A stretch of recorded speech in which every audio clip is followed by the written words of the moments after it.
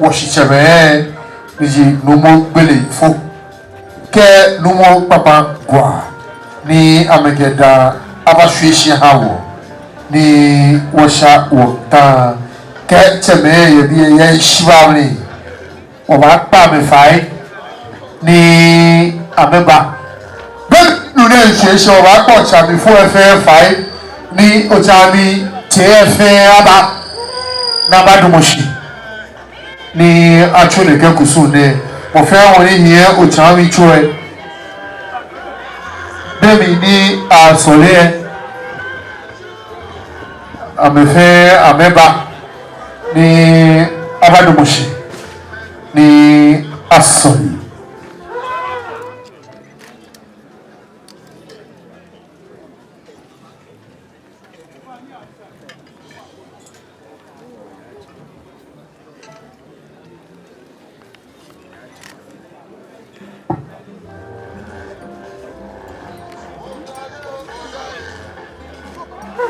Bravo.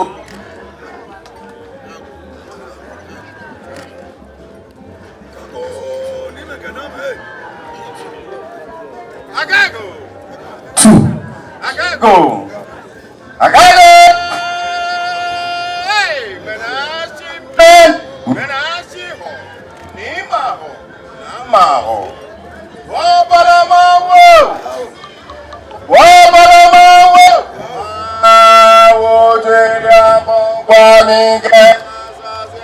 No job branding no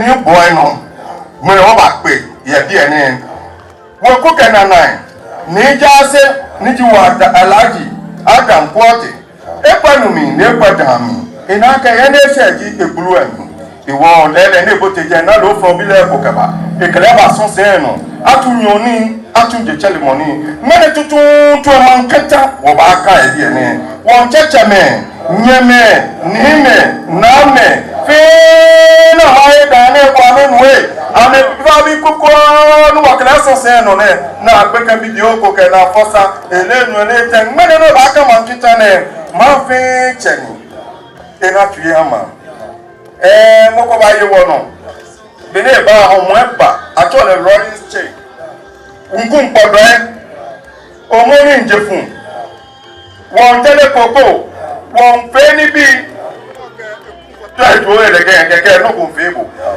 won na ni eni won ko ko ni mi pe e be ti ni efin e ke ko ejo ko mi e ke ko ejo ko mi mene no ba na ejo le won fe won yen pa ye ni rolling ska wo je ni ko ba je la ka ma bi yo akẹ́kọ̀ọ́ na gbe ni bi ete elebo elbalebo afi yunma ko ha de sani le ye afi yunma ke gbe no na ha le elebo don je la kan sin o ba to mo e di ene won ba ni ni mlakwe ni boy bo no ba ye no ni o tagbawe machine no pa sa no fe ni fe wo ko na bile wo kele pa to na dia ko le ba tu fe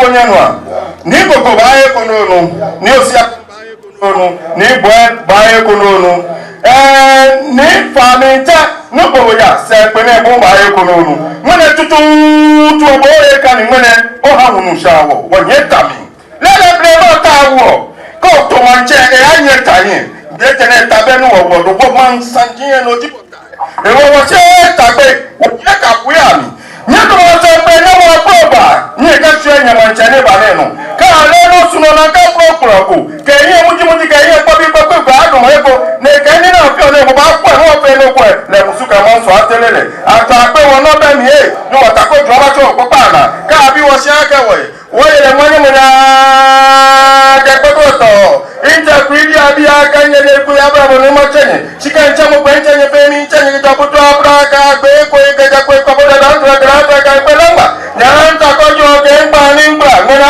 chi me ngena chi o ni ma ho na ba ho kwa ho e fun fe ni baba e wo se ni pa pa ra shi wo mi ji twa no mo nya bla wa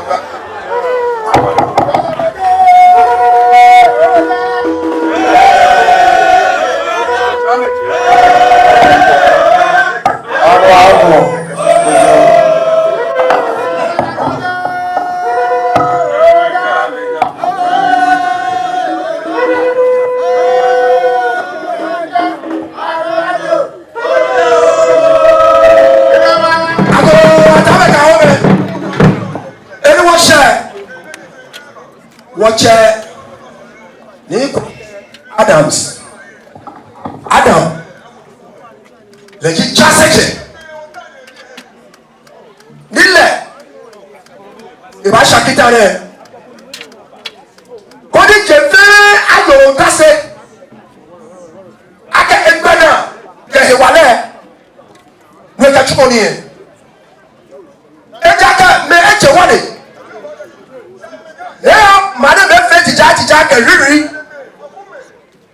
si ayọ̀rọ̀ mo ní yọ̀rẹ̀ ọ̀gbẹ́dẹ̀ numu ẹ̀ bá kíta wọ́n dẹ̀ kẹ̀ mọ́ awọ̀ mọ́ ní ẹ̀kọ́ awèdè lọ́sọ̀kọ̀ bẹ́ẹ̀ kọ̀ mo fẹ́ wàá fẹ́ tó ẹ̀ yà numu ẹ̀ o.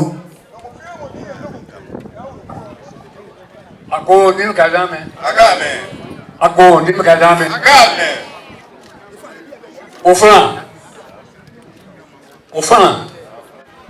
Ofran.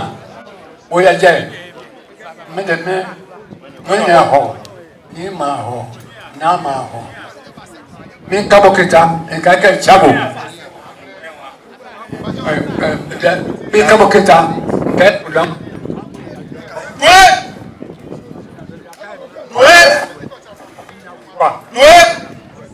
Mi na. wọ́n tẹ̀ ibe.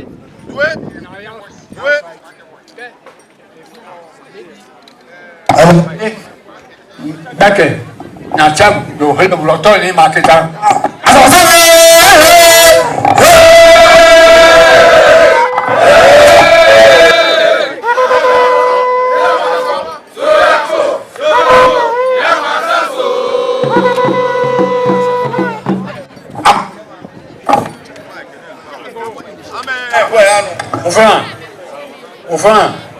Ofran, menen, di maho, na maho, min kabo kita ke, na okakwe ya ilo,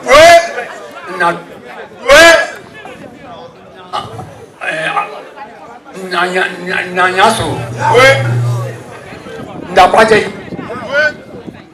kefi lady, Friday, beke, na shabu do lady manutoni makita, nan kaba.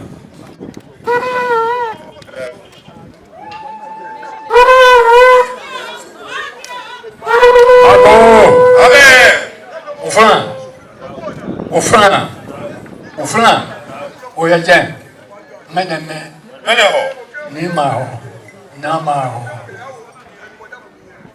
Kẹ efi yẹwọ yẹ ọyẹ di ọfọ gbàgbé fẹ, yẹ di nọlẹ fẹ gbàgbé fẹ, yẹ sikado yẹ ọfọ gbàgbé fẹ, yẹ ọyẹ di wà fẹ gbàgbé fẹ, ṣe kusu yẹ sọọdọ, na mi kẹ wà kẹ, nkẹ.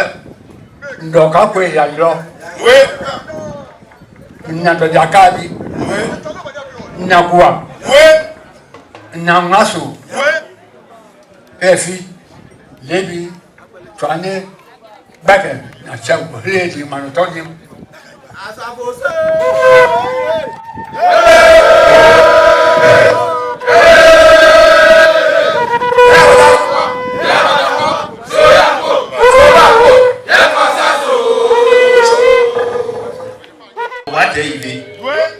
Inabokan pe ya ilo inawa unasu inawa kutiaswa keji efi ichebu no chemi Reeby alo chebu Reeby shani beke nyo no chonse amie oton ni makita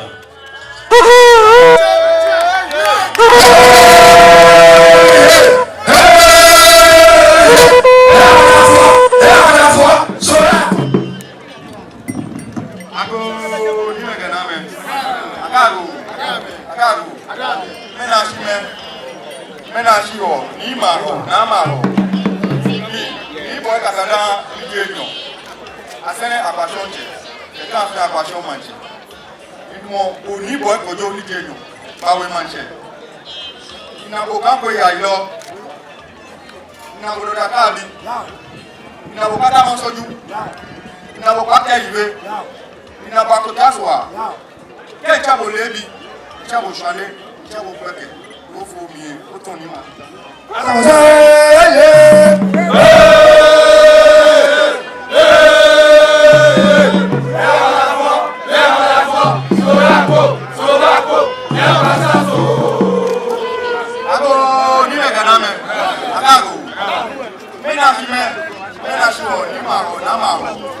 Nii Boi Kojo Nigeria. Asene akwashonche. Eka afi akwashon Mantse. Nii Boi Kojo Nigeria. Gbawe Mantse. Ika okita. Inabokan ya ilo. Inabododa kabi. Inabokata monsoju. Inabokata iwe. Inabokwa. Ke chabo Reeby. Twane nyo. Bake. Oku nga sebi ori chabo no fo mi to ni ma.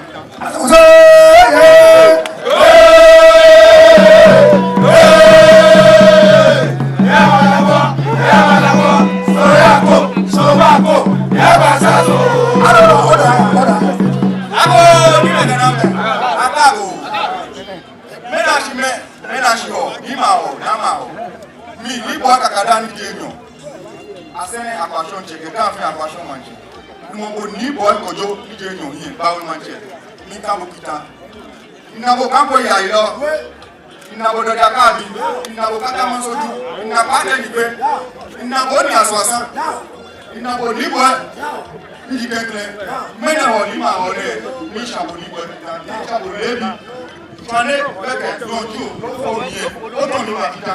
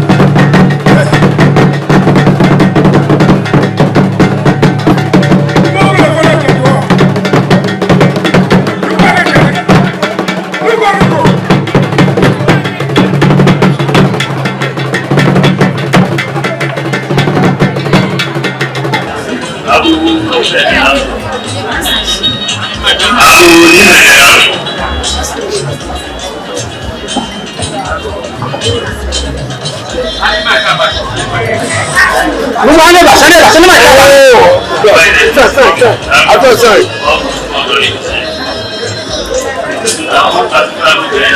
I stand before you. this day of our Lord. I first of all wish to express my prolonged gratitude to my God for the very wonderful moment of our life, especially my installation as the chief of Gbawe, and today is my coronation. Also today I have accepted God, the head of family of the Gbawe family of the dance, and thank to the entire principal elders for their contribution towards this wonderful movement that the Lord has made. The championship of Gbawe, our vision and mission cannot be left out. With the background of the best movement of our lives, as the chief of Gbawe, I, Nii Boi Kojo, the second, Gbawe manager, bless and ensure the welfare and well-being of the family of Gbawe. Through the very sophisticated means, that's education, infrastructure, development, preservation of our culture, customs, and tradition of our land, and security. In respect of education, I shall ensure viable and solid scholarship scheme that will take care of educational needs of my people, and subject by collaborating with both government, internal and external source of funding to enable us achieve these very important peoples of our lives. A sound mind, they say, is a sound body. That will be from our people is of great honor. Therefore, I shall ensure the establishment of both the medical center and the biological project see daylight. The traditional areas, road networks, is really the thing to talk about too. It is therefore our priority to let government and hand in hand to change the total road very soon. We shall ensure our infrastructure needs are met both in the short and long terms. Job creation and employment is our health priority. The youth of our family, land, for many years have been yearning for job. We wish to send a strong signal to the youth of Gbawe. Our commitment to ensure jobless becomes a thing of the past. We shall create cultural environment that is to promote our customs and tradition. Example, the agricultural festival shall be adopted by royal family.